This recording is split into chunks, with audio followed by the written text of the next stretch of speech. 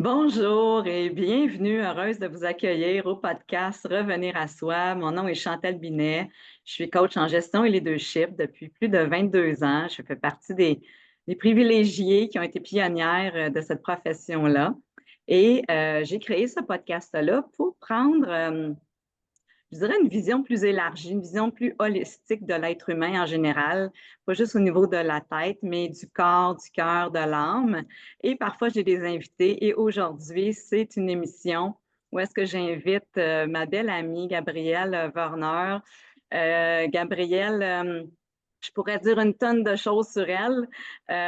C'est une amie que j'ai rencontrée à mes tout débuts d'ailleurs en coaching. On a fait quelques petits ateliers ensemble.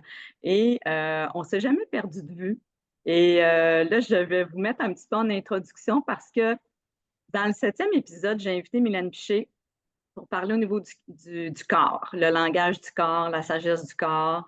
Et là, j'avais le goût de mettre plus l'emphase sur le cœur. Et Gabrielle, c'est vraiment une experte à ce niveau-là. Puis avant d'aller un petit peu plus dans le détail et se lancer allègrement dans le sujet, j'ai le goût de partager un petit peu ce que Gabrielle m'a écrit quand je lui ai demandé comment veux-tu que je te présente. Je trouvais ça tellement mignon ce que tu m'as écrit, Gabrielle. Donc, tu m'as dit, ben écoute, d'ailleurs, d'abord, tu m'as plongé dans mon parcours de vie. En résumé, les événements de ma vie, autant les professionnels que les privés, m'ont invité à me questionner depuis très jeune. C'est qui, c'est quoi l'être humain? Mon parcours professionnel reflète ma vision de ce qu'on appelle aujourd'hui la globalité de l'être. Nous sommes un tout indivisible, corps physique, émotionnel, mental et spirituel. 50 années de vie professionnelle plus tard, et apparemment ça continue, absolument. Les 15 premières années d'enseignement en Europe, maîtrise en théologie, en langue, en littérature, ont formé mon côté analytique, recherche, pédagogique. C'était la base et le début d'une compréhension du corps mental et spirituel. Les 35 années au Canada m'ont donné l'opportunité à approfondir corps physique, corps émotionnel. Ma curiosité à comprendre l'humain comme un tout m'a incité à suivre de nombreuses formations, massothérapie, psychothérapie, hypnose clinique, méditation, approche énergétique, cohérence du cœur et plus récemment en santé mentale.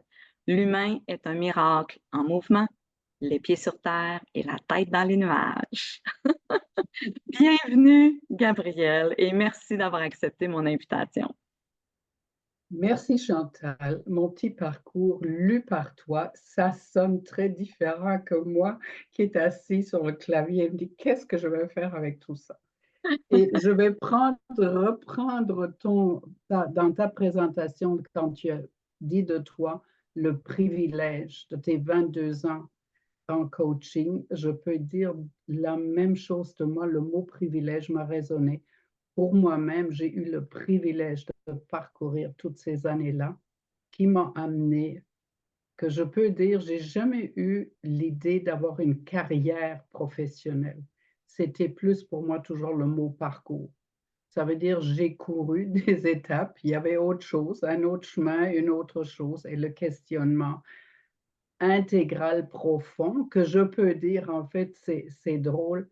Comment c'est arrivé, cette question-là? C'est qu'un jour, j'étais encore en Allemagne et j'enseignais dans un collège, toute jeune, toute fraîche sortie de l'université, en me questionnant qu'est-ce que tout ça peut faire.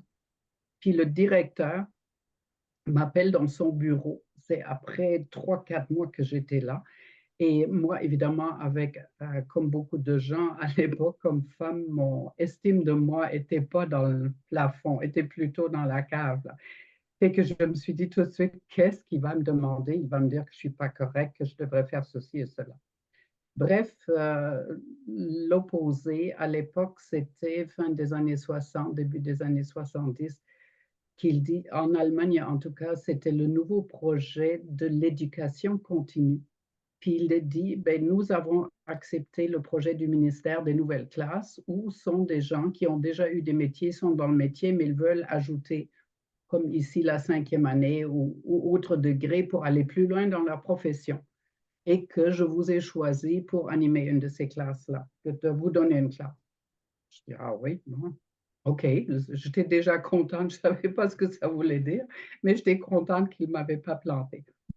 Et que donc l'histoire qui m'amène à ce que j'ai toujours dit, que j'ai compris de moi, ma quête de la globalité de l'être, est entrée le moment où je suis entrée pour la première fois dans cette classe-là. On m'a dit: «Voilà», puis j'étais toute prête, je pensais. Et j'ai failli reculer parce que j'ai pris un respire, parce que ces gens-là auraient pu être mes parents, en tout cas dans ma vision. Dans la quarantaine, fin de la trentaine, cinquantaine, des gens qui avaient une expérience de vie que moi prétendais je ne l'avais pas. J'étais au début de ma vingtaine, là, juste sorti fraîchement de l'université. Puis je me dis, et je me souviendrai toujours, qu'est-ce que je vais enseigner et à qui je vais enseigner ça. Et je me suis vraiment dit, et je pense aujourd'hui, j'ai eu vraiment eu une transplantation littéralement ou un download dans ma tête, là, transplantation de cœur, que je me dis, c'est le corps, c'est le cœur, à qui j'enseigne à ces personnes-là, parce que tout mon savoir d'université, ça a pris le bord, parce que c'est intellectuel et tout ça, on peut lire dans les livres, mais qu'est-ce Exact. que je transmets? Et ça, ce moment de grâce ou de perturbation à l'époque m'a vraiment amené, et j'ai compris ça bien plus tard, quand je me suis posé la question où ça a commencé toute cette quête-là, qui est Mm. sincère et comme je t'ai dit, tu le sais, j'ai vraiment les degrés dans tous ces domaines-là. Évidemment, quand j'étais formée en théologie aussi, c'était les premières touches de ce qu'on appelle le corps spirituel plus tard, là. Et que juste pour simplifier ça aussi, quand je parle des quatre corps, pour moi, l'image, c'est la voiture. Comme ça, je l'approche souvent avec mes clients. Chaque roue représente un corps. Le corps physique, le corps émotionnel, le corps mental, le corps spirituel. Juste pour simplifier. Et dans notre approche d'éducation, souvent, on parle de l'un. Alors là, on ne parle pas de l'autre. Et Mhm. dans la voiture, il faut que les quatre roues tournent. Ah, j'aime ça, quelle belle analogie, je ne l'avais jamais entendue, Gabrielle. C'est ça, et je me dis toujours, et je l'utilise encore aujourd'hui avec mes clients pour comprendre qu'on ne fait pas une séparation parce qu'en parlant, mettant l'emphase ou le regard sur une roue, autrement les autres roulent avec, d'une manière quelquefois subtile, pas consciente, mais ils se croisent. Et je dis, s'il y a une des roues qui est vraiment plate, là, qui est flat, Oui, la voiture ne roule pas, même s'il y a trois autres roues. Toute la voiture est affectée, tout le mouvement est affecté. tout Alors, à fait. c'est ma façon simple de... Ah, j'aime ça, j'aime ça. Ben écoute, aujourd'hui, on va mettre l'emphase sur la roue du cœur, qui ne veut pas dire qu'on fait abstraction des autres roues, mais tu sais, j'avais le goût de démystifier davantage ce fabuleux organe, qui est le premier organe qui est formé à l'intérieur de nous, avant même le cerveau. Et, tu sais, je voulais vraiment m'assurer d'amener de l'information non seulement pertinente, mais bien vulgarisée, parce qu'on sous-estime cette partie-là de nous. Je pense qu'on ne sait pas trop comment l'utiliser. Puis, tu sais, on s'est tenu loin longtemps des émotions, parce que supposément, quand c'était comme épeurant d'aller là. Donc, aujourd'hui, tu sais, j'avais vraiment le goût de te laisser la parole, que tu nous parles de ça, parce que tu as tellement fait d'études autour de ça. Puis, je sais que tu t'es rapproché du HeartMath Institute à un moment donné dans ton parcours. Puis, comme tu es une bonne professeure, ben écoute, j'ai le goût de te lancer, te lâcher lousse, comme on dit au Québec, puis de nous partager ce que tu as le goût de partager. Parce que je n'ai pas d'agenda aujourd'hui, tu sais, je te l'ai dit. Tu nous parles de ce que tu veux, puis s'il y a trop de contenu, on refera un autre épisode ensemble éventuellement. Absolument, merci pour cette ouverture de cœur, justement. Et c'est clair que je vais mettre mon chapeau d'enseignante par moment, de professeur. J'ai enseigné, comme tu sais aussi, aux infirmières, quand je pense à ça, en santé intégrale pendant 15 ans. Donc là aussi, l'approche évidemment physique, spirituelle et tout ça combiné. Mais ce que j'aimerais amener d'abord, ce qui m'a toujours fasciné, à un moment donné, et j'ai ma petite feuille devant moi pour ne pas oublier, là, c'est que l'importance du cœur selon notre langage. quand on regardait, à l'époque, je regardais le petit Robert, le grand dictionnaire français, là, Mhm. et de juste regarder, et je vous invite d'ailleurs tout le monde, si vous m'écoutez là ici et vous aimez un peu le langage exact, ça fait un gros paragraphe juste autour du cœur. Et OK. d'ailleurs, un ami musulman m'a dit aussi, le cœur est le mot qui apparaît le plus souvent dans le Coran. Tout le Coran va aussi et construit autour du cœur, la sagesse du cœur. Alors, dans l'importance du cœur selon le petit Robert, là, c'est au niveau des fortes émotions. Si on a le désir, ça, c'est des expressions qui nous correspondent au cœur de toutes ses forces, avec toutes ses forces, c'est le cœur, avec insouciance du cœur et le plaisir du cœur, apprendre un intérêt passionné, etc. L'enthousiasme pour quelque chose, c'est avoir du cœur pour quelque chose, ou quelqu'un, le cri du cœur, le baume du cœur, etc. Donc déjà dans le langage, on l'utilise énormément pour toutes sortes d'émotions C'est vrai. de l'âme à l'altruisme, à l'attachement, aux ailes, etc. Faire quelque chose avec du cœur et mettre le cœur. Et aussi au niveau des verbes, je trouvais ça intéressant, les douleurs du cœur qui fendent le cœur, qui percent le cœur, qui serrent le cœur, qui rongent le cœur, où ça me tient à cœur. Il y C'est a vraiment On toute oublie la ça. gamme, oui, vraiment toute la gamme des émotions, parce que tu parlais d'émotions, puis Mhm. toute la couleur des émotions, comme je dis toujours, pour moi, les émotions, c'est comme un arc-en-ciel. Hein. Parce que Ouais. dans l'arc-en-ciel, quand tu le regardes, tu ne vas pas dire, oh, j'aime pas le mot, ou j'aime pas le rouge, là. Aujourd'hui, là, on aimerait enlever ça. Non. Et c'est la même chose que j'aimerais transmettre à nos auditrices ou à ces chères personnes qui te suivent. Et d'ailleurs, je les félicite parce qu'ils ont une personne de cœur. Trouver un coach de cœur en toi, là, juste un petit clin d'œil, ma chère, c'est que ces émotions-là, ou les émotions dont on parle toujours, comprennent une gamme de soi-disant émotions négatives comme positives. Mais ils se tiennent tous ensemble et on va peut-être y revenir là. Ils ont leur force. On ne peut pas dire, oh, je ne les aime pas. Oui, ils sont désagréables, mais on ne peut pas les éliminer, comme les Mhm. couleurs de l'arc-en-ciel. On aime l'arc-en-ciel tel qu'il est, point importe. Que même si on ne porte pas les couleurs de l'arc-en-ciel dans la vraie vie, là, on est juste en noir, là. C'est là pareil, là. Et le cher Blaise Pascal, parce que j'ai mon côté philosophique évidemment bien entraîné, le cœur a ses raisons que la raison ne connaît point. Mhm. Ce cher homme, il est décédé, je pense qu'il avait à peine 40 ans ou même pas. Il a déjà dit ça, c'est comme à l'époque des gens inspirants à son niveau qui étaient philosophes, mathématiciens et tout ça, là. Donc, peu importe l'âge maintenant de la personne ou le temps historique aussi, le cœur a toujours pris une place énorme, autre que la poésie, etc. Mais Mhm. ici, je ne veux pas parler de l'amour romantique, donc du cœur romantique. Ouais. C'est vraiment pas ça. Non, exact. Ça perturbe plutôt. Ça, On ça peut y revenir, on peut y revenir un autre tantôt.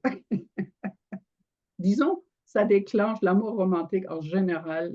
C'est mon observatrice de psycho, là, psychothérapeute, ça touche à toutes les émotions. Hein. Mhm. C'est ça. Tout à fait. On le voit sous la forme du Saint-Valentin, mais ça touche à tout. Alors, ce que j'aimerais amener, ce qui est intéressant, un peu le côté historique aussi du développement, comment est-ce qu'on arrive maintenant à parler du cœur et la cohérence cardiaque surtout. C'est Mhm. cardiaque, ça sonne assez médical. Je préfère dire surtout aujourd'hui la cohérence du cœur au lieu de la cohérence cardiaque, là. Ouais, ouais, j'apprécie. C'est ça. On va y revenir peut-être à la fin. Je me suis fait une petite feuille. Il y a des choses que je ne veux pas oublier. Donc, les premières ou la première transplantation, Ah, ça gèle un petit peu. ils ne pensent pas. On pensait que c'était plus récent, là. Excuse, peux-tu reprendre parce que ça l'a coupé un petit peu, OK, Gabriel? je viens de voir parce que mon Internet est pas stable, bien sûr, mais mon rythme cardiaque l'est, je peux vous rassurer. Alors, là, je disais la première transplantation cardiaque, ça a eu lieu en 1967. Et c'est déjà un bien bout de temps, là, parce qu'on pensait que ça serait peut-être plus dans les années 80 et tout ça. C'est 67, et la petite histoire, c'est que ça a été fait en Afrique du Sud, et les États-Unis, il y avait une équipe aussi qui s'était préparée à ça. C'est comme au niveau des sciences, des recherches, il y a toujours des petites compétitions. Il y avait Oui. une grande, et celui aux États-Unis était très déçu, là. Alors, oui, vous pouvez lire là-dessus, je suis sûre, sur Google, ça doit se lire. Et puis, depuis évidemment 67, les avances au niveau de la recherche ont été incroyables. Tout ce qu'on sait maintenant. Alors, la première chose que j'aimerais dire, que le cœur est bien plus qu'une pompe, une pompe sanguine. Comme ça, on le voit toujours, le muscle cardiaque, et il faut garder le muscle en santé et tout ça. D'ailleurs, on sait que selon les recherches, les dernières ou celles que je suis encore au courant, c'est que le muscle cardiaque dans une personne en santé peut vivre, est conçu pour vivre plus que 100 ans, 120 ans à 140 ans même. On avance maintenant. Donc, le cœur est conçu pour nous accompagner par sa nature pour toute une vie, et OK. pas juste pour certaines années. Je trouve ça intéressant. Ouais. Déjà, au départ, avant qu'on parlait de lifestyle et de ne pas manger la pizza et laisser faire pour le vin rouge, là, tous les jours, peut-être juste une fois vers le dimanche, et toutes nos croyances qui nous envahissent, là, c'est que je trouvais ça intéressant que notre corps, même en fait notre corps, c'est pas juste le cœur, mais le cœur définitivement, on lui a donné, ça fait déjà quelques années, 100 ans et plus. Et là, on avance que si on se maintient, évidemment, l'environnement, pas juste personnel, mais enlève toute la toxicité, le corps humain peut vivre 120 à 140 ans, est conçu pour ça. Et on le vit déjà depuis 2, 3 générations, Ouais. que les grands-parents, les parents et tout ça, on avance dans l'âge, là. Alors, où ça a changé, donc, avec la première transplantation, c'est qu'on commence à comprendre dans les années 70, suite à ça, que la fréquence cardiaque, la pression sanguine, la respiration et la digestion, toutes ces choses internes, sont influencées par les émotions. On commence à parler des émotions dans les années 70. Hmm. C'est intéressant. Et le lien avec le corps, c'est ça que je veux dire. Donc, OK. émotion, Ah. pression sanguine, digestion. On commence à comprendre qu'on a un côlon. Il n'est pas un colon, Ah ouais. un colon français, un pionnier, là, mais qui devient, moi j'aime toujours ce mot-là, ça me fait toujours sourire. C'est un colon. Il travaille dans le noir et dans la boîte, je vais le dire comme ça,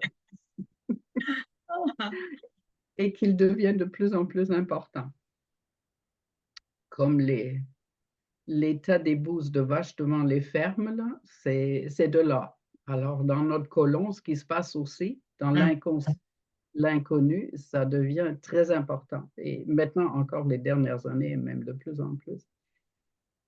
Il y a aussi ensuite ce qui commence de comprendre que le cœur n'a pas juste une fonction de pompe et tout ça, comme je disais, mais aussi il envoie des messages chimiques. Donc, la noradrénaline, la dopamine, etc. On sait aussi pour le cœur, quand on aime quelqu'un, l'oxytocine, tout ce mot est bien connu maintenant. Hmm. Donc, c'est un messager euh, qui influence en fait les activités cérébrales. Parce que dopamine, etc., c'est un lien. Donc, on commence à voir un peu le lien cœur-cerveau via la chimie, via les neurotransmetteurs, via ce que le cerveau parle sous forme de neurotransmetteurs, c'est son langage. Donc la chimie, et que le cœur en produit aussi, selon ce qu'il reçoit comme émotion, selon, etc. Alors, ça devient de plus en plus profond au niveau de ces choses-là. Les activités cérébrales font ça. Et puis, évidemment, le système des fréquences du cœur. Les fréquences, quand on commence à mesurer le wattage du cœur et du cerveau, et ça devient assez scientifique. Je ne veux pas aller très, très, très profond là-dedans, mais la découverte de fin des années 80-90, si je me souviens bien, c'est un médecin professeur de l'université en Nouvelle-Écosse, je pense, qui avait publié Dr. Harbour, je pense que c'est ça, le fameux livre sur le cerveau du cœur. Et ça, c'est ça qui fait la différence maintenant dans les recherches et ça a amené une perspective incroyable. Donc, au-delà de distinguer le cœur, au-delà d'être un organe comme les autres organes qui maintiennent le corps en santé, ça devient un chef d'orchestre. Ça devient l'organe de plus haut classement, l'élite, je dirais, dans le corps, qu'on met même au-dessus du cerveau. Parce que numéro un, il a son propre cerveau, il a son propre ordinateur qui fait des programmes. Un ordinateur junk in, junk out, comme on disait toujours, garbage in, garbage out. Donc, le cœur enregistre des choses indépendamment du cerveau. Est-ce que OK. c'est pas assez fort? Oui, ça, je pense que c'est ça, moi, qui m'avait beaucoup interpellée quand j'avais aussi fait des recherches autour de ça, qui avait son propre cerveau, donc qui est indépendant, puis aussi qui est ben, moi aussi, c'est comme si je le voyais un peu comme ça, le chef d'orchestre. Fait que j'aimerais ça peut-être que tu nous parles un petit peu plus concrètement, qu'est-ce que ça veut dire dans notre corps? C'est quoi l'impact sur nous, ben, ces fonctions-là à l'intérieur de nous? Absolument, je ne vais pas juste faire parler, je veux vous faire vivre des choses. Et je pense que là, on va faire une mini pause là, OK. aller entrer et je vais faire des pratiques progressives tranquillement avec vous, là, des mini pratiques que je choisis là, et que je veux vous proposer. Je peux les faire comme ça, là, facilement, sur 1 minute, 2 minutes durant la journée, tout un coup, pour en fait vous inviter à reprendre contact avec le cœur. Ça, c'est la première chose que je dirais. Et que moi-même, dans le temps, là, j'ai fait, je vais vous partager des pratiques que j'ai faites moi-même, ou exploration, je devrais dire. Là, je n'étais pas encore au HeartMath, ça, c'est venu dans les années 2000. Là. C'est que de simplement se poser la question, et j'ai tendance quelquefois à fermer les yeux. Là, je veux m'excuser pour ça. Là, je ne peux pas me déconnecter, mais pour moi, ça tout un coup, je vois plus, beaucoup plus à l'intérieur. Ouais. Les informations sont plus claires. C'est que quand j'ai été dans la phase de découvrir le cœur, j'ai simplifié de dire, OK, comment je ressens mon cœur? Juste comme ça. Est-ce que je le ressens souple? Est-ce que je le ressens plus un peu une tension tendue? Peut-être même fermé. Il y a des moments où ça peut être fermé comme si je faisais un point serré. Là. Comment je vois mon cœur? Ou danser peut-être, je ne sais pas. De simplement se laisser habiter, se laisser inspirer par l'impression que j'ai du moment et pas commencer à douter. Ouais, bon Pas du point. tout. Le doute, et là j'aimerais souligner ça, ça fait pas, vraiment pas partie de ma présentation, là, mon échange avec toi, mais de dire ce que j'ai observé, ce que j'observe encore dans mes interventions cliniques là, avec des personnes, c'est qu'ils ont une inspiration. Nous avons une intuition, une inspiration. Mais ce qu'il faut regarder, parce que c'est la petite voix douce, et justement la voix du cœur. Mais tout de suite après, avec la vitesse de la lumière, une fraction de seconde, c'est même pas une seconde, vient la voix du mental. Ah oui, c'est rapidement que ça, hein? Oui, c'est OK. très rapide. Et comme nous sommes une société qui est plus conditionnée par l'effort, la performance, le mental, c'est ça qui va, la voix est plus forte. Et c'est la voie de la logique aussi. Mhm. Et qui fait douter. C'est ça que je voulais dire. Donc, si vous avez l'impression que mon cœur est fermé, de ne pas dire, ah ouais, pourquoi il y a pas de, ça ne devrait pas, il me semble que je suis une personne à esprit ouvert, justement, comme on dit, mais à cœur ouvert, ça c'est une autre chose. Mhm. L'esprit peut être ouvert, mais le cœur peut être fermé. Mhm. Intéressant. Okay? Et de ne pas commencer à se douter à ce niveau-là, quand on fait une introspection, surtout avec le cœur, de se laisser le temps à découvrir. Parce que there is no right or wrong, comme on dit en bon français. Ouais, C'est juste ce qui est. ouais. Ressentir ce qui est là, puis Ressentir ce qui pas est là. l'interpréter. Ouais. Exactement. Et un des petits mots de sagesse qui vient de la tradition taoïste, me semble, qui disent, je le traduis, si tu comprends les choses sont ce qu'elles sont. Si tu ne comprends pas les choses sont ce qu'elles sont. Que je comprenne ou que je ne comprenne pas, voilà le fait, la réalité devant moi, Ouais, j'aime ça. sans tricoter autour. Exact. Alors, c'est la même chose pour la voix intérieure, surtout quand on parle du cœur. Et donc, dans la toute première exploration que j'aimerais vous proposer, c'est simplement inspirer. Vous pouvez fermer les yeux ou les garder ouverts. Une respiration plus de contact, pas une respiration technique, parce que bien sûr, il y a bien des façons de respirer, mais de prendre contact. Et je vous propose, pour une raison en fait chimique de respiration, de inspirer par le nez et expirer par la bouche. Inspiration par le nez parce qu'il y a, c'est une question de ionisation, de préparation de l'oxygène. Expirez par la bouche, et quand vous expirez par la bouche, peut-être laissez aller dans l'imaginaire jusqu'au bout des orteils. Expirer à travers tout le corps. Donc, en faire une respiration consciente.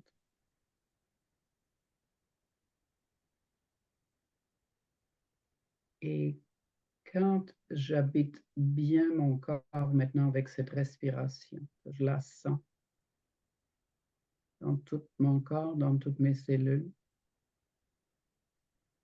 je peux imaginer que mon front, en tout cas la partie du corps qu'on associe avec la pensée, que ma pensée glisse tranquillement au niveau du cœur. Et que je me dis, je pense maintenant avec mon cœur, avec la grande région du cœur. Et que je commence à respirer ainsi par le cœur. J'imagine que j'inspire et j'expire aussi par le cœur.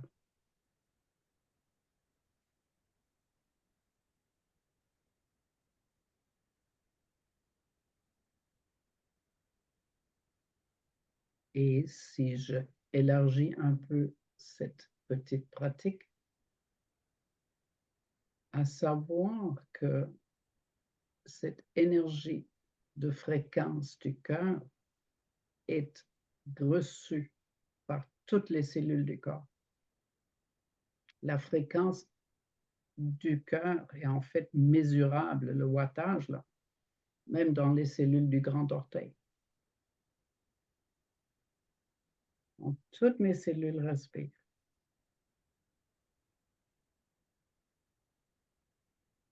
Et que si j'ajoute mon côté enfant, j'ai toujours des images drôles dans ma tête, là, mon côté clown, comme je l'appelle, c'est de s'imaginer même les cellules du cœur et en fait de tout le corps comme des petits ballons multicolores qui se gonflent et qui font une face souriante, heureuse, et qui se dégonflent à l'expiration pour laisser aller, pour éliminer, pour dire je peux laisser partir tout ce qui est restrictif, tout ce qui n'est plus utile dans mon corps. Et quand j'inspire la vie parce que la respiration est mon cordon ombilical avec la vie, avec un grand V majuscule. Vous appelez la source, la lumière, l'univers, Dieu, selon vos perceptions.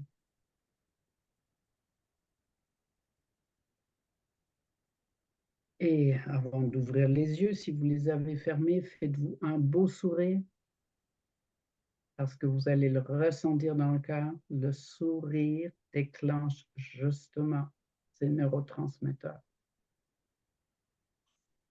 Et si vous êtes chez vous, vous avez de l'espace, étirez-vous en plus de ça. Oui, Prenez de on l'espace. sent le corps. En tout cas, dans mon cas, là, en ce moment-là, mon corps est rendu large. Je viens de prendre de Exactement. l'expansion. Tu sais, j'ai le goût un petit peu de partager ce que j'ai vécu parce que sûrement que les gens qui écoutent vont peut-être, en tout cas, avoir différentes sensations. Peut-être que ça va les rejoindre. Mais dès que tu nous as demandé comme de fermer les yeux puis d'aller s'installer au niveau du cœur, juste avant ça, c'est comme si là, je chantais toute la tête. Tu sais, je sentais là que je me sentais comme éparpillée ou morcelée à l'intérieur de moi, divisée. Tu sais, l'attention était comme un peu partout. Et puis dès qu'on a continué à aller dans le cœur, là, d'un coup, quand tu as parlé justement de descendre le mental dans le cœur, d'aller respirer dans le cœur, c'est drôle parce qu'il est monté tout de suite, c'était oh, je me sens déjà plus intelligente. C'est vraiment ça que j'ai comme entendu, tu sais, puis j'ai ressenti. Puis une fois que j'étais là, le calme, c'est premièrement de concentrer le focus sur l'inspiration et l'expiration. Puis puis de rester dans le cœur, vraiment centré ici, mon attention, vraiment, c'est comme si là, tout s'apaisait. Je vais le dire comme ça, c'est comme si là, j'avais plus de tête. J'étais vraiment juste dans le être. Je pense pour ça que je me sentais, entre guillemets, plus intelligente. J'étais moins préoccupée, moins éparpillée, plus qui je suis. Puis c'est là qu'on s'aperçoit, parce que je vais parler en jeu, qu'il n'y en a pas de drame. Peu importe ce qui se passe autour de nous, peu importe ce qui se passe dans notre tête, au sein de nous, il n'y en a pas de drame. C'est le calme. Puis en tout temps, on peut se réguler. C'est le mot qui me vient. S'auto-réguler. Ça coûte rien. Ça a pris quoi? 3 minutes. Puis c'est ça aussi, je pense aux enseignements de Eckhart Tolle, revenir dans le présent. Tout à fait.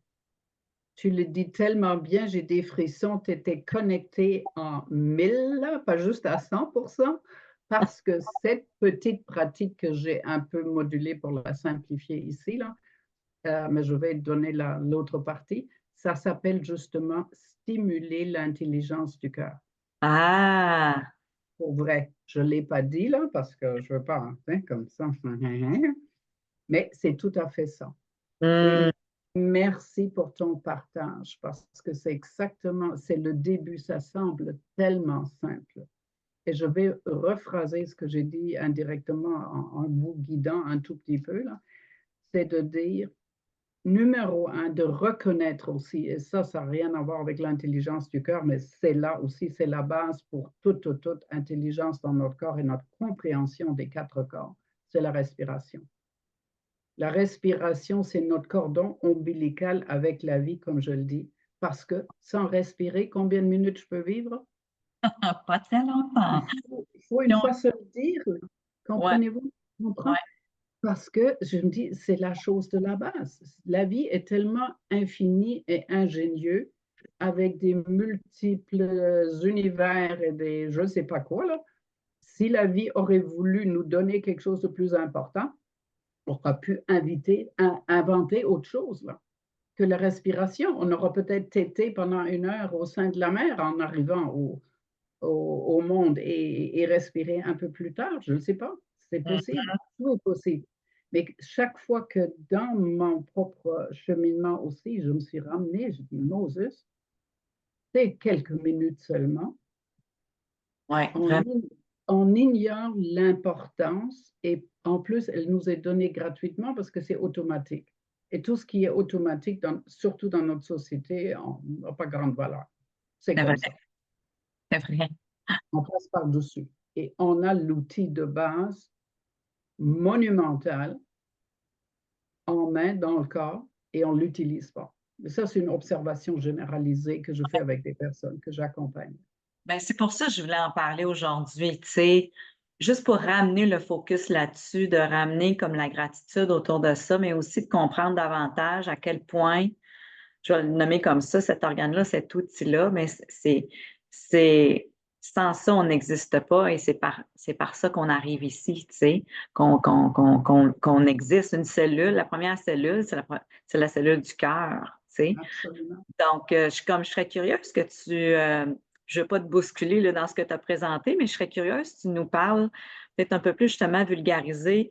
Quelle est cette intelligence-là du cœur? On parlait tantôt que le cœur a son cerveau, puis que de sa fréquence mesurable, tu sais, par rapport au cerveau. Je serais curieuse que tu nous parles un petit peu de ça. Je passe très bien, merci de cette invitation. Ce serait mon prochain point, justement, de fortifier le cœur. Qu'est-ce Hmm. qu'il y a dans le cœur? Tu mentionnais gratitude. Donc, il y a des émotions qu'on a distinguées maintenant, qu'on a nommées, qui renforcent le cœur, qui renforcent le système circuit cœur-cerveau. Je vais en parler. Gratitude, liberté, le ressenti de liberté d'une personne, Hmm. le ressenti, je disais gratitude, oui, la paix, se sentir paisible, et ça va être une autre invitation, et la compassion. Et donc, quand on parle surtout maintenant, je fais un peu un saut dans les dernières recherches là. On regarde la situation aussi, je vais faire cette petite excursion là maintenant, la situation globale sur la planète, avec toutes les guerres, etc. Et que tout le monde est bousculé, irrité, frustré, ne sait plus où aller, est invité dans l'horreur de ce qui se passe sous nos yeux aussi, là. Ouais. C'est l'émotion de collectivité. Et que vouloir instruire ou induire la paix parce qu'on se sent impuissant quand on regarde les images ou qu'on écoute juste la radio, etc. Ouais. Donc, une recommandation qui, si vous ne faites pas la méditation, ça va peut-être vous sembler un peu bizarre, mais j'en passe, c'est de se connecter au cœur parce que le cœur, comme je viens de le faire simplement, commencer toujours par la respiration, puis laisser aller notre tête dans cette région-là, s'y installer confortablement pour soi et de dire je me sens en paix. C'est parce que dans le cœur est la sensation de calme et de paix qui est toujours là, n'importe quoi ce qui arrive. Si vous le pratiquez, vous pouvez, ou à certaines personnes, je recommande quelquefois de dire, de faire nos petits jardins secrets, de s'installer littéralement dans le cœur, de trouver notre temple sacré intérieur, je vais le nommer comme ça, c'est ça l'espace du cœur, où je peux m'imaginer une scène, que ce soit une scène dans la nature ou une scène que j'imagine, où je m'installe, où je suis bien. Que j'ai les fesses dans le sable devant l'océan ou au bord du lac dans un canot, whatever. C'est de vraiment avoir un endroit parce que quand on fait ça, on le sait, toute le circuit physiologique, là je parle de la connexion cœur avec tout le restant du corps, va en parasympathique, ça veut dire se dégage, se dépose, le système nerveux s'ajuste. Et quand ça, c'est possible par la fréquence du cœur et par mon imagination du ressenti de l'endroit. Est-ce que je dis ça clairement? Je ne veux pas perdre. Non, tout à fait. Oui, OK. puis je pense que c'est quelque chose qui est quand même assez facile pour nous tous. On a tous des bons souvenirs d'un endroit qui nous a fait sentir bien, de la joie, Absolument. peu importe. Oui. Et oui, Oui.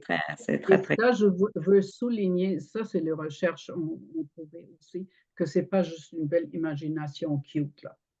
On est sorti de là. Je ne veux Mhm. pas vous amener en neurosciences maintenant, c'est vraiment, ça serait trop loin, mais de dire que c'est un effet, cette fréquence, ce rythme-là, quand je suis dans le calme, dans le bien, surtout avec mon imagination, là, je peux, et c'est privé à moi, je n'ai pas besoin de le partager avec personne et de me faire critiquer ou de dire, ah, c'est cute, ah, est-ce que ça sert à quelque chose? Non. Vous faites ça, le cerveau prend ce signal et ça s'appelle le signal cohérent du cœur qui est dans cet état-là. C'est un signal qui est envoyé tout de suite et qui, donc, le cerveau, comme chef d'orchestre de la physiologie aussi, répartit cette fréquence dans toutes les cellules. OK. Et Fait qu'il donc, à travaille ce moment-là, en c'est l'effet connaissance. santé. Pour ajouter que 5 minutes de frustration, ça a été mesuré, ça fait déjà longtemps. Et probablement, vous voyez ces graphes maintenant un peu partout, je suppose. 5 minutes de frustration, d'irritation, d'énervement ou même de colère affaiblissent le système immunitaire pour 5 heures. 5 minutes, 5 heures. Mesurable dans le sang. Dans le sang? Ah oui, hein? Oui, oui, Je c'est l'avais lu, je ne savais pas mesurable. que c'était mesurable dans le sang. Wow! Immunoglobuline A, mesurable de l'effet du rythme cardiaque, la fréquence, etc. Toutes ces choses-là que je ne veux pas rentrer là-dedans maintenant, mais c'est ça qu'on mesure. Le rythme cardiaque n'est pas juste le pouls et tout ce qu'on vit, mais c'est une fréquence, un changement du battement qui varie d'un battement à l'autre de quelques millièmes ou quelques secondes. Et c'est cette chose-là qu'on a trouvée qui imprime le cerveau et qui donne le signal au cerveau qui donne le truc. Et de là qu'on parle cohérence, quand le cœur est dans cet état-là, le cerveau est dans cet état-là, est cohérent, et ça se redistribue à la physiologie et le corps, le côlon justement, l'intuition, la clarté mentale, tout ça se fait automatiquement, va avec. C'est comme un one show. Là. Ouais. One, Quasiment de la magie, on pourrait dire, tu sais, dans le sens que on passe à côté d'une pratique si simple oui, qui dure pas longtemps. Je reviens à ça, qui coûte rien oui, et qui nous ramène, j'ai toujours le mot en anglais, homéostasis, je sais pas comment on le dit en français. homéostase, oui, Homéostase, homéostase, comme oui. la perfection, un petit peu, je vais dire ça comme ça. L'équilibre entre tous les organes, entre tous les systèmes, comme l'homéostase des 4 roues que je disais au Ah début bon, d'une ouais, c'est ça. voiture. Exact. S'ils sont bien alignés, on appellerait ça l'alignement en mécanique, c'est Oui. bien aligné, tout ça fonctionne ensemble. Et c'est facile. Et comme tu disais, je devrais souligner plus aussi le fameux moment présent. Le cœur se bat dans le moment présent et te donne l'information, l'intuition est dans le moment présent parce que l'intuition, on dit d'ailleurs en, je dirais, expérience et sagesse, on appelle spirituelle, le cœur est le siège de l'âme. Et ça, c'est connu avant Jésus-Christ. Je veux juste dire ça. Ce n'est pas Jésus qui a amené ça aussi, malgré que c'est le messager du cœur et de la compassion. Et oui, la compassion, je pense que je ne l'ai pas mentionné, c'est une autre qualité du cœur. Oui, oui, c'est Et la qui se développe d'ailleurs maintenant en neurosciences. Je veux juste dire ça, ce que j'ai lu les derniers temps et les dernières années peut-être, que la capacité de compassion et d'empathie se développe probablement fin des années 20 seulement et des années 30 années dans nos trentaines au niveau du cerveau. Ah Et oui? oui, c'est pas quelque chose. Il y a des personnes que j'ai observées qui sont déjà nées avec, qu'on peut voir des petits-enfants, des sons qui ont le côté empathique envers les autres comme naturel. Et les gens disent, as-tu vu ça, là? Un petit de 4 ans ou 5 ans fait telle ou telle chose, là. Donc, ceux-là, là, c'est les âmes, comme on dit toujours les vieilles âmes, là. Ben, l'âme n'est pas vieille, là, elle n'a pas d'âge, mais en tout cas, Oui, elle a de multiples expériences, on va le dire, de nombreuses expériences. Il y a des incarnations comme ça.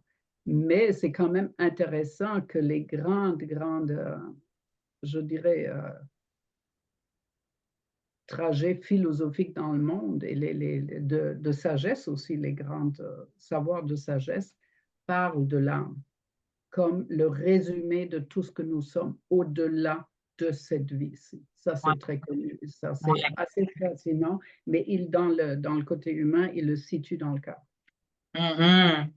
Puis, ça m'amène à, parce que, tu sais, moi aussi, j'avais lu quand même plusieurs choses sur le cœur, puis ça parlait de tous les impacts de ce qui se passe dans le cœur au niveau physiologique, au niveau des hormones. Tu sais, je serais curieuse, est-ce que tu pourrais comme nous dire un petit peu à quoi ça sert, ce petit laboratoire-là aussi au niveau du corps? Parce que je trouve que la médecine n'adresse comme jamais ça ou rarement ça, tu sais? Fait que je serais Elle curieuse met, que tu nous oui, elle reparles, met. tu sais, comme, tu sais, moi, c'est ça, bon, là, je suis en ménopause, puis on entend beaucoup parler de ça, puis tout le monde, mais les hormones ont le dos large, mais j'avais lu qu'il y a un lien avec justement la cohérence du cœur.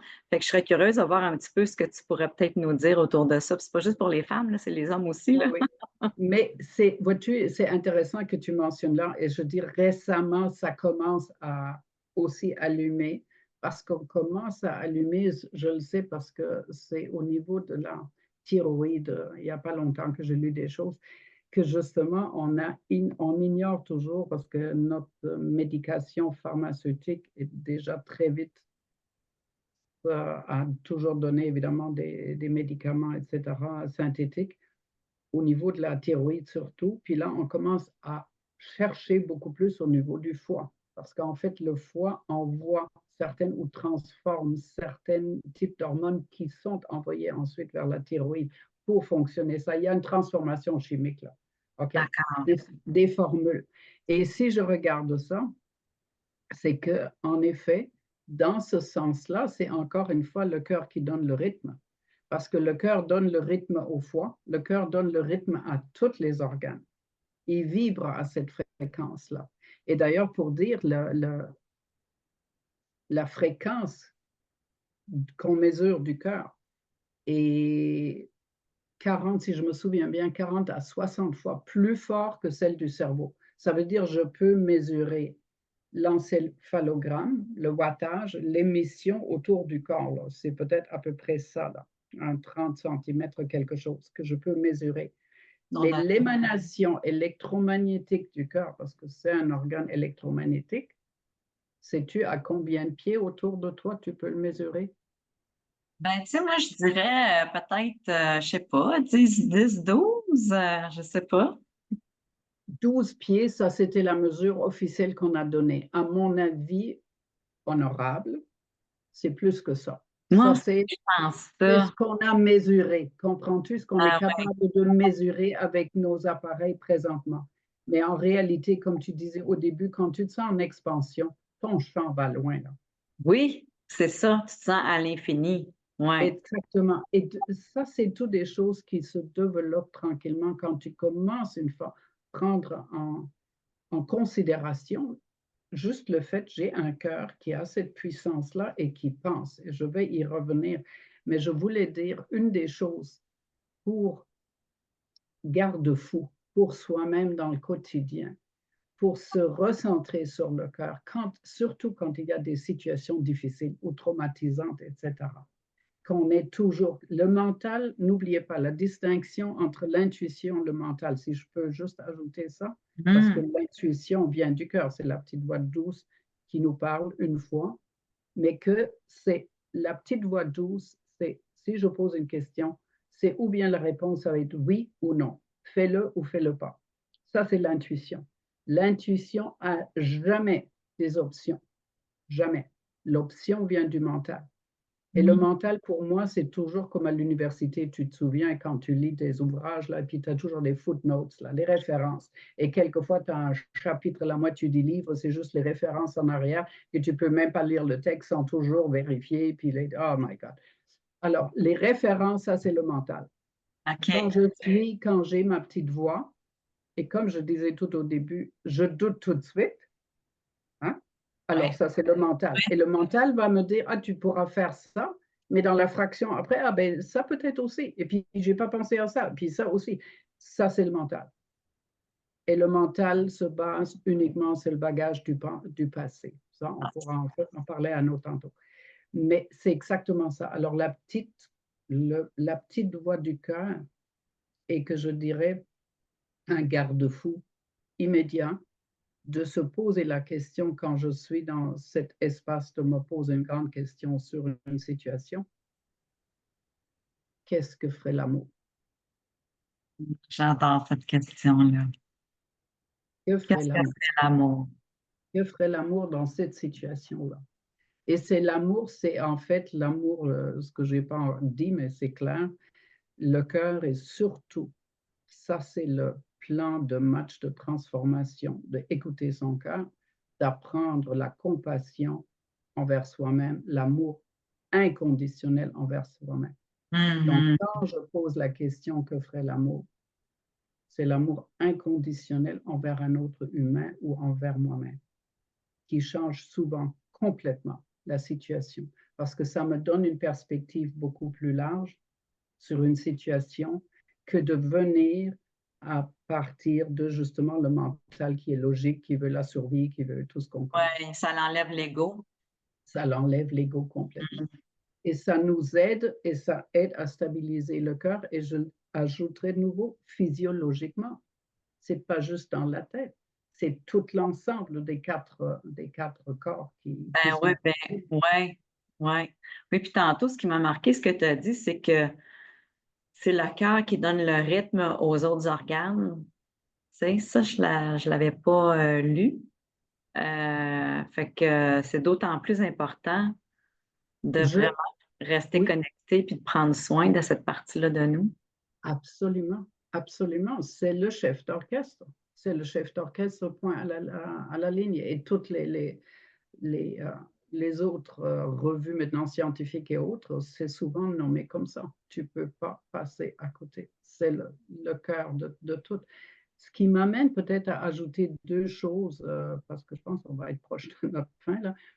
Euh, pour des personnes qui ont des personnes à l'hôpital et quelquefois en fin de vie et qu'on va voir nos proches et qu'on ne sait pas quoi dire, ou des personnes en Alzheimer, par exemple, on va le dire en démence, que ça devient très difficile et qu'on se dit qu'est-ce qu'on fait là et on ne veut plus y aller parce que je ne sais pas quoi faire. Détrempez-vous, vous pouvez faire beaucoup de choses. De juste s'asseoir maintenant, et ça a été recherché aussi, de juste s'asseoir avec une personne comme ça ou à côté, alité par exemple, de lui donner la main ou de prendre la main ou mettre votre main sur la main de la personne. Et si vous êtes calme et vous coordonnez, vous mettre votre cœur en cohérence, ça veut dire respirer calme, aller dans votre endroit privilégié, etc., peu importe ce que vous faites, vous pensez à quelque chose d'agréable. Mesurablement, ça ajuste la fréquence cardiaque et la fréquence cérébrale de la personne. L'influence est là. Et on le sait donc à la distance, on n'a pas parlé, à 12 pieds et autour de nous, on peut influencer la fréquence cardiaque d'une autre personne et le cerveau avec. Et vous le savez, parce que tout le monde sait que quand j'entre quelque part, à party ou n'importe quoi, et je sens tout de suite, avant même de dire quelque chose, parler à quelqu'un, l'énergie qui est dans la salle. Est-ce que j'aimerais plutôt reculer ou me joindre au party parce que je le trouve agréable? Exactement. L'émanation. Entre deux amoureux aussi, on sait que ça prend à peu près dans les recherches, je ne sais pas quand ils l'ont fait, peut-être ça a activé parce qu'on est dans le temps nucléaire un peu là, mais c'était à peu près 30 minutes que ça se mélange complètement. Les Ah, champs, les champs électromagnétiques sont en bon mélange. Ou, wow. ou qu'ils sont comme non, je ne veux pas. Hein? C'est ça aussi, là, comprenez-vous, c'est pas juste ressenti, c'est un ressenti viscéral, mais c'est un ressenti du cœur qui nous donne des informations, les ressentis. Information, ouais, c'est Oui. ça. Et peut-être pour terminer, c'est aussi là le côté fascinant des post-transplantation cardiaque des gens qui changent le goût ou le caractère de personnalité suite à ça. Il y a de nombreuses histoires, mais j'aimerais aussi raconter l'histoire, si je me souviens bien, maintenant je le sais, c'est des enfants. Par exemple, un petit garçon qui décède à 16 mois et un petit garçon de 4 ans reçoit le cœur de ce petit-là. Et que l'histoire est, sans aller dans trop le détail, là, que le petit garçon qui sait qu'il a reçu un autre cœur, à un moment donné, il lui raconte que l'autre s'appelait le nom de, et que lui dit toujours, je le sens battre dans mon cœur. Et puis, à un moment donné, il dit le petit garçon qui, entre-temps, donc il y avait 4 ans, je pense, ou 3-4 ans au niveau de la chirurgie, puis 4 ans, 5 ans, 6 ans, là, il est familiarisé avec le cœur de l'autre. C'est comme s'il avait un ami à l'intérieur de lui. En plus, le père de lui, c'est médecin. Donc là, on est dans un domaine qu'un médecin qui pourra rejeter, au début, on rejetait ces histoires parce que les gens qui sortaient de leur opération, leur chirurgie, n'osaient pas en parler parce qu'on leur disait, ben, c'est le choc post-op, Ah ouais. c'est les médicaments, etc. On avait toujours, comme Rationalisait. toujours, Mhm. on a toujours des explications de cette nature-là, mais bref, étant médecin, puis voir son petit garçon qu'il aimait beaucoup, il constatait quand même que Des les changements. médicaments, c'est des vrais changements, au point qu'à un moment donné, il était aussi avec les parents du petit garçon décédé, puis ils étaient ensemble dans un camping ou je ne sais pas quoi, et il est allé dans la chambre des parents du petit garçon décédé, il s'est couché entre les deux parents. Il dit, papa, je viens te voir. À ce point-là. Oh, wow, hein? Ou comme dans une autre réunion où il allait vers la mère du petit garçon décédé et puis il dit, Maman, je t'aime. Puis là, on lui a posé la question, mais comment ça? Mais il dit, c'est l'autre, il disait le nom du petit garçon décédé. Il dit, c'est lui qui me dit de le faire. Des choses comme ça. Ah ouais. Par exemple, simple au niveau des adultes, quelqu'un qui n'aime pas les personnes, il est raciste, il n'aime pas les personnes de couleur dans la compagnie où il travaille. Après la chirurgie, tout d'un coup, il devient ami avec tout, peu importe la nationalité. Les gens disent, on ne revient plus. C'est ça. Tout ça, c'est répertorié maintenant parce que la science dit, on ne comprend pas comment ça fonctionne, mais on l'accepte comme un phénomène réel. Ou Mhm. des, parce qu'avant, c'était rejeté. Maintenant, il y a des trucs là-dessus. Ou en cours, c'est quand je racontais ça aux infirmières, ça, c'était toujours drôle. L'histoire où l'homme qui reçoit le cœur, le receveur, change ses habitudes dans l'intimité avec sa blonde, au point que elle pense qu'il a quelqu'un on the side. Parce Ah qu'après ouais. un certain temps, elle dit, voyons donc. Évidemment, il était assez smart pour en parler au médecin, mais il dit non, je ne sais pas là. Ah, c'est fascinant. C'est fascinant. Donc, ton écran vient juste de geler, Gabriel. Je ne sais pas si tu m'entends. Internet, c'est de nouveau. Ah, OK. Tu venais Mon juste de Internet est de geler. nouveau arrêté là. Oui. Oui, c'est ça. Là, on est correct. Mais écoute, merci. Puis je sais qu'on aurait pu là, s'étirer sur plein de bonnes Ah anecdotes oui. comme ça. Tu t'en tricoteras d'autres en parallèle, tricoter dans le sens d'aller en chercher d'autres parce que c'est sûr qu'on va vouloir refaire Revenir là-dessus. ensemble. Ben oui, parce que c'est tellement un sujet large. Tu sais, as ouvert plein de portes, puis on pourrait rentrer en profondeur dans plein de portes. Mais tu sais, moi, ce que je retiens, c'est de ne pas sous-estimer ou peut-être arrêter de sous-estimer ce qui se passe au niveau de notre cœur, d'écouter davantage parce que c'est la voix en nous qui ne se trompe jamais, qui a une clarté. Et tu l'as dit aussi tantôt, puis c'est ça que j'ai senti dans le petit exercice que tu nous as fait faire, c'est que la paix est toujours là. Mhm. Tu sais, cette paix-là nous habite en tout temps au niveau du cœur et que si on se, entre guillemets, on se donne la peine, on prend le temps, on priorise, de prendre un rendez-vous avec notre cœur, je vais dire comme ça, pour s'asseoir avec, de juste rentrer dans le cœur. On Oui. sera un service immense au niveau de tous nos organes, au niveau de notre système immunitaire, au niveau de notre mental aussi. Ça vient calmer le Mhm. pompon du mental. Puis c'est un médicament naturel, mettons, tu sais, je vais le dire comme ça.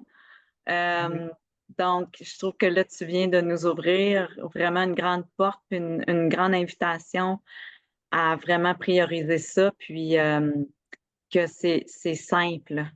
Ça n'a pas toujours besoin d'être compliqué. Tout à fait ça. Merci pour ce mot de la fin. C'est ce que je voulais ajouter. C'est la simplicité. Et d'ajouter quand on fait l'exercice comme on a fait, il ne faut pas s'attendre à quelque chose sur le coup. Juste savoir si je mets mon intention à écouter mon cœur, à être en contact et le laisser ressentir, etc., c'est assez. C'est juste ça qui fait ça. Et en plus, j'ajouterai une chose pour souligner aussi que aimer le corps, parce que le corps est aussi le temple du cœur. C'est un espace sacré. Le cœur est un espace sacré et tout le corps est un espace sacré. On n'est pas allé là-dedans, mais j'aimerais le souligner parce que le cœur vit dans le corps. Et si je comprends l'importance de cet instrument que j'ai de connexion et de tout ça, là, ça simplifie, mais c'est le corps qui est avoir un peu plus de respect du corps. Et que si jamais une autre émission, c'est ce que j'ai même pas parlé, c'est au niveau de la globalité, la cohérence universelle mesurable sur la planète, qu'on mesure maintenant déjà. Ah ouais. L'émotion de toute la planète quand il y a des événements, c'est mesurable. On a des installations à travers la planète. Ça, c'est un autre sujet.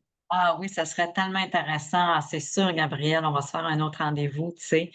Puis habituellement, je termine toujours j'appelle ça le segment place à la coach, où est-ce que je mets mon chapeau de coach, puis je pose quelques questions de coaching aux gens pour les amener à faire réfléchir, tu sais. Je ne sais pas si toi, spontanément, tu aurais une question pour eux. Moi, ce qui me vient spontanément, c'est plus une mise en action, tu sais. Qu'est-ce que vous vous engagez à faire vraiment? C'est quoi l'engagement avec vous que vous vous donnez à partir de maintenant pour justement connecter davantage avec votre cœur? Mhm. Tu sais, puis ouais, qu'est-ce que vous pensez que vous allez découvrir à l'intérieur de vous? Puis, tu sais, C'est on n'a tout sûrement à pas fait la réponse, mais tu sais, oui, de laisser ça ouvert. C'est ça, j'ai le de goût de laisser laisser ça ouvert. ouvert et surtout avec le temps, la manière que tu parles, je dis, ça m'amène dans notre temps accéléré, que tout est en accélération, tout est en irritation, comme je disais l'autre jour à quelqu'un, s'il y avait un bouton d'irritation, de frustration planétaire, il y a quelqu'un qui est en train de l'augmenter là, tranquillement. Et c'est pas encore fini là. On est encore là-dedans. Donc, l'importance de ce que je vois, parce que comme tu sais, je suis encore en interaction avec des vraies personnes au quotidien, là, de trouver des choses qui sont simples et qui coûtent rien, comme tu dis, et qui peuvent prendre une minute ou deux, mais de voir la puissance que nous avons là-dedans, de ne pas sous-estimer. Alors la question est là-dedans, si je m'aimais vraiment, si j'avais la vraie compassion pour moi-même, que celle que je voudrais pour tout le monde autour, ou toutes les choses, est-ce que j'en ai? Parce que ça commence chez soi. Parce que la vibration que moi j'aimais, si moi je suis cohérente, ça affecte les autres. Ça affecte un champ universel d'ailleurs. Donc, Mmh. pas se sous-estimer là-dedans. Ah, merci, Gabrielle. Hey, ça, c'est un bon rappel. Bon rappel. Dis-moi, par curiosité, est-ce que tu offres encore des sessions en individuel comme psychothérapeute ou tu as arrêté de faire ça? Non, je le fais encore. Tu le fais encore? Je OK. le fais encore parce que ça m'a toujours. Oui, ben, c'est pour ça que, tu sais, est-ce qu'il y a un moyen que les gens peuvent te rejoindre si jamais ça les intéresserait de te contacter pour travailler avec toi? Oui, Ça en serait quoi le effet, meilleur moyen? je te l'ai même pas envoyé non plus. J'ai plus de site web et tout ça parce que je suis au-delà du bien et du mal, comme tu sais que je Oui. suis dans un sens, mais j'ai toujours mon courriel qui s'appelle cohérenceplus@gmail.com. En un mot, cohérence plus. Excellent. Puis je le mettrai de toute façon là, dans la boîte Je pourrais au bas. Oui, c'est ça, du te podcast. l'envoyer là. Merci. Gabrielle, c'est un honneur, un privilège. Merci, merci, merci d'être avec nous et à suivre parce qu'on va se donner un autre rendez-vous éventuellement. Merci de ton cœur ouvert à ma cause du cœur et à toutes celles qui écoutent, bon cœur et encouragement. Merci, Merci, Gabrielle. merci.